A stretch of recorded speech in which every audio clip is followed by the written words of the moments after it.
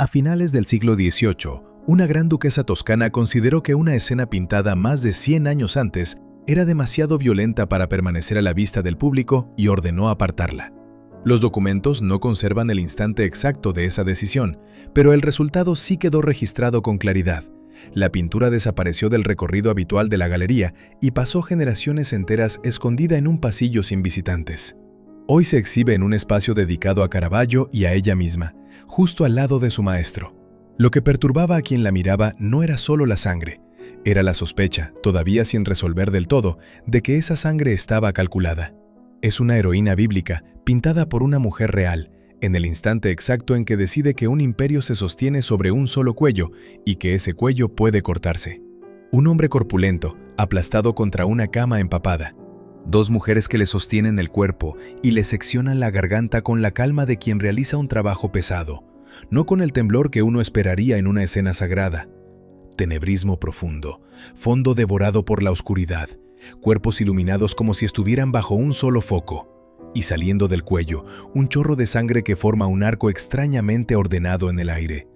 Volveremos a ese arco. Es, sin que lo sepamos todavía, el objeto que vamos a perseguir durante todo este recorrido. Antes de seguir, conviene desmontar una idea que circula como si fuera un hecho probado. Se dice que el rostro del hombre degollado es un retrato deliberado del hombre que agredió sexualmente a la pintora. La historia es atractiva, casi demasiado ordenada, pero no existe ninguna prueba de que Artemisia pretendiera reproducir literalmente ese rostro. La identificación funciona como interpretación psicológica, como lectura simbólica de una biografía dolorosa, no como retrato comprobado. Y ese matiz cambia por completo lo que estamos viendo. No es el rostro de un hombre concreto lo que Artemisia clavó en el lienzo, sino el arquetipo entero de una fuerza que la había aplastado. Para entender por qué esta distinción importa, hay que mirar quién sostenía el pincel.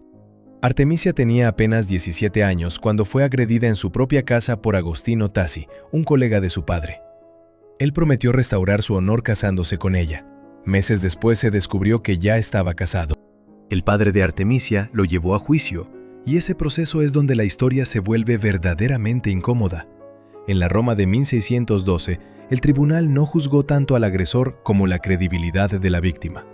Para comprobar si decía la verdad, la sometieron a una tortura llamada civile, cuerdas apretadas alrededor de los dedos, la misma mano con la que pintaba.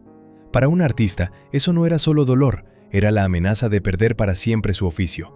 Ella resistió sin retractarse. Tassi fue condenado al destierro, pero la sentencia nunca llegó a cumplirse. Con esto en mente, la lectura autobiográfica del cuadro resulta comprensible. Explica la intensidad emocional de la escena, la ausencia de piedad en los rostros de las mujeres, la decisión de mostrar el momento exacto de la muerte y no su elegante consecuencia. Pero esa misma lectura empieza a quedarse corta en cuanto miramos el desarrollo técnico de la obra. Artemisia pintó esta escena 2 veces. La primera versión, más oscura y con el vestido de Judith en rojo, la terminó en Roma hacia 1612, apenas concluido el juicio. La segunda, más grande y más precisa, estuvo vinculada al patronazgo del gran duque Cosme II de Medici, que la convirtió en la primera mujer admitida en la Academia de Dibujo de Florencia, aunque terminó finalmente el lienzo hacia 1620, después de abandonar la propia Florencia. Lo lógico habría sido que, con el paso de los años y con el prestigio ganado, la segunda versión resultara más contenida que la primera. Artemisia hizo exactamente lo contrario. La escena crece en tamaño, en precisión y en la cantidad de sangre que sale del cuello del hombre. Y aquí las dos preguntas de este cuadro empiezan a tocarse.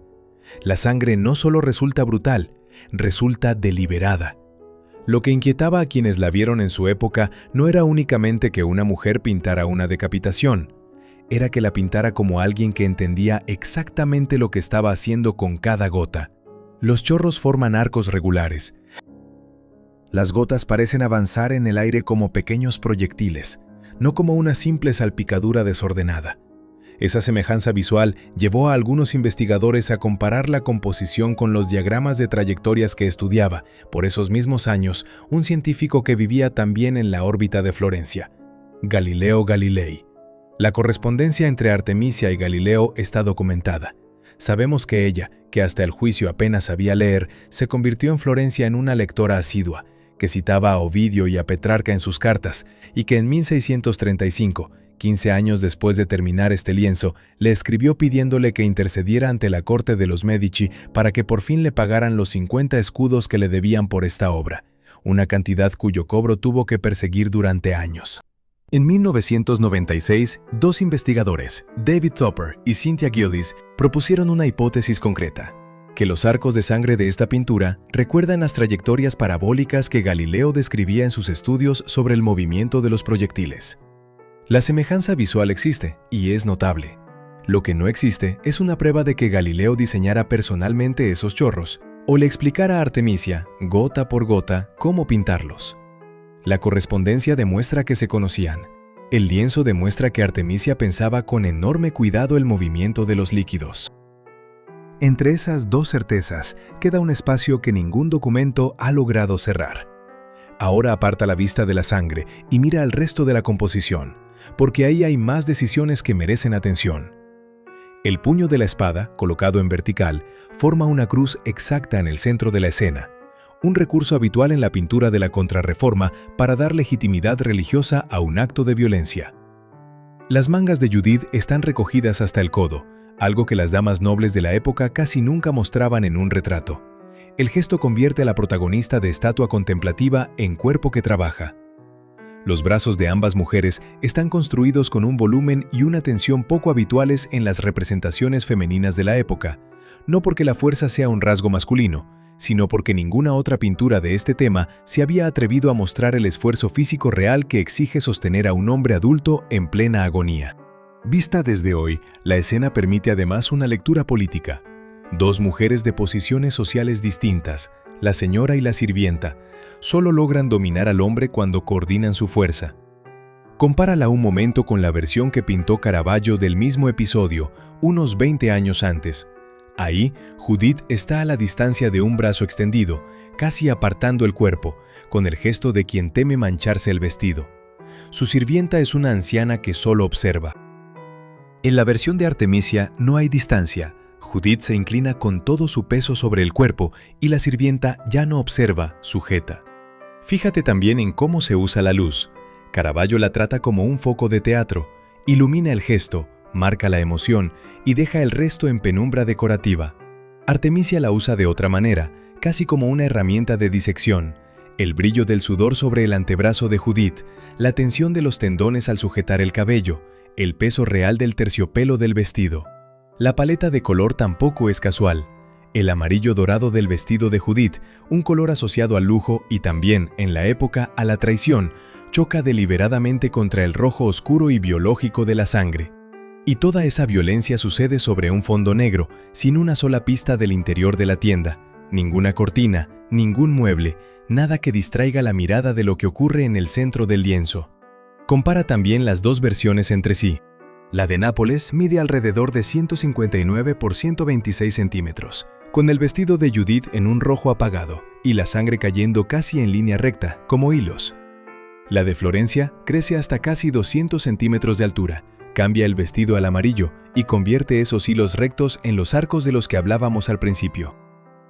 No es un simple repintado del mismo tema, es una segunda versión pensada para ser más grande, más intensa y más precisa que la primera, como si Artemisia hubiera vuelto sobre su propio trabajo para llevarlo más lejos. Sobre el propio cuerpo de Holofernes hay un detalle que suele pasar inadvertido. Uno de sus puños, ya sin fuerza, se aferra al cuello del vestido de Abra, en un último gesto de resistencia inútil. No hay ningún signo visible de intervención sobrenatural en toda la escena, ni luz que descienda del cielo, ni ángel, ni el gesto de éxtasis religioso que uno esperaría en una heroína que, según el propio texto bíblico, actúa pidiendo fuerza divina. Artemisia no niega esa dimensión religiosa del relato, simplemente elige no mostrarla. Lo que vemos es un acto resuelto enteramente por manos humanas, sin ayuda visible de nadie. Esto tiene sentido si pensamos en dónde iba a colgar el cuadro. No se pintó para un altar, sino para el Palacio Pitti, residencia privada de los Medici. Si hubiera sido un encargo para una iglesia, la sensibilidad religiosa de la época probablemente habría exigido un gesto más piadoso en el rostro de Judith, algún rastro visible de lo sagrado. En un palacio privado, lejos del control directo de la censura eclesiástica, Artemisia tuvo más margen para llevar el realismo físico de la escena hasta ese extremo. Y esto nos lleva a un error de lectura bastante extendido sobre el propio relato bíblico. Se suele decir que Artemisia introduce a la sirvienta en la escena, como si en el texto original Judith actuara completamente sola. No es así. En el relato bíblico, la criada existe y participa, pero espera fuera de la tienda mientras Judith asesta el golpe, y solo después recibe la cabeza para guardarla. Lo que Artemisia altera no es la presencia de la sirvienta, sino ese momento decisivo. Hace entrar a Abra en la tienda y la convierte en participante física del asesinato, con las manos puestas sobre el cuerpo del hombre mientras éste todavía se resiste. En la esquina inferior derecha del lienzo, camuflada entre los pliegues de la tela del colchón, hay una inscripción latina que dice, traducida, que fue Artemisia Lomi quien hizo esto. Lomi, no Gentileschi, el apellido de la rama florentina de su familia, un gesto que la acercaba al entorno de Florencia y la distanciaba del escándalo que había dejado en Roma. La palabra que abre la frase, ergo, por lo tanto, forma parte de la inscripción real, no es una licencia poética añadida después. Una mujer que había sobrevivido a una tortura judicial firmó su obra con la precisión de quien cierra una demostración matemática. Algunos historiadores identifican además, en uno de los camafeos que decoran la muñeca de Judith, la figura de Artemisa, la diosa griega de la caza, homónima simbólica de la propia pintora. No es una lectura unánime, pero si tienen razón, esa muñeca esconde una segunda firma todavía más discreta que la primera. La reacción del entorno de la pintora no se limitó a la admiración. El biógrafo florentino Filippo Baldinucci escribió, décadas más tarde, que la obra provocaba un ánimo cercano al terror en quien la contemplaba. Esa frase, aislada, ya es potente. No hace falta añadirle escenas inventadas de nobles huyendo de la habitación para que funcione. Lo que sí sabemos con certeza es que, con el paso de las décadas, el cuadro fue perdiendo su lugar en los recorridos principales de la colección hasta terminar relegado a espacios secundarios. La censura, si la hubo, se alimentó probablemente de dos miedos distintos y difíciles de separar: el exceso de sangre y la incomodidad de que una mujer pudiera representar semejante frialdad frente a la muerte de un hombre. Durante décadas, la biografía ofreció a críticos y espectadores una explicación irresistible. Judith era Artemisia, Holofernes era Tasi, y el cuadro entero era el desahogo de una herida. El problema de esa fórmula es que convertía cada decisión técnica del lienzo en un simple síntoma emocional, y eso deja fuera preguntas que el propio cuadro plantea, como por qué la segunda versión, pintada con más experiencia y más calma, es también la más violenta de las dos. Hay otro fantasma que circula sobre esta obra y que conviene desmontar con la misma claridad. Durante años se compartió en internet una supuesta radiografía de la pintura en la que Judith parecía gritar bajo una capa de pintura oculta. Es falsa. No proviene de ningún laboratorio de restauración.